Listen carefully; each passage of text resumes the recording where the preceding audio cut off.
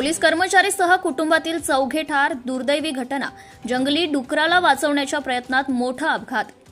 गुरेढोरे जंगली जनावरांचा प्रशासन शासनाने उपाययोजना बंदोबस्त करून शेतकऱ्यांना शेती कुंपण जाहीर करावे तेव्हाच खरी श्रद्धांजली ठरेल.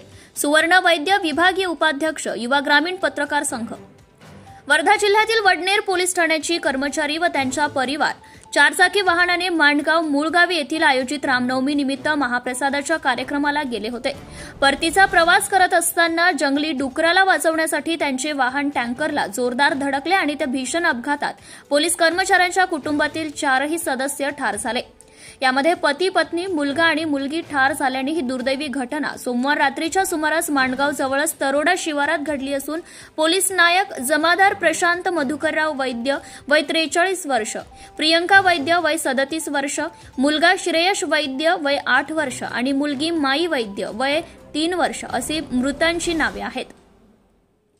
हे चौघेही महाप्रसादाचा कार्यक्रम आटपून वर्धा राहत्या घराच्या दिशेने MS 40 KR 3603 क्रमांकाच्या स्विफ्ट डिझायर चारचाकी वाहनासमोर अचानक जंगली जनावर आडवा आल्याने त्यांना वाचवण्याचा प्रयत्न केला असता रानडुकराला धडक लागून कारवरील नियंत्रण सुटल्याने अनियंत्रित कार टँकर क्रमांक MH 09 CB 2185 ला धडकली आणि या भीषण अपघातात दोघांचा जागीच पती आणि मुलाचा मृत्यू झाला. तर प्रशांत व मुलीला सेवाग्राम येथे उपचाराकरिता नेले असता मुलीचा मृत्यू झाला व प्रशांतलाही डोक्याला जबर मार लागल्याने नागपूर येथे हलवण्यात आले असता त्यांचा मृत्यू झालाय.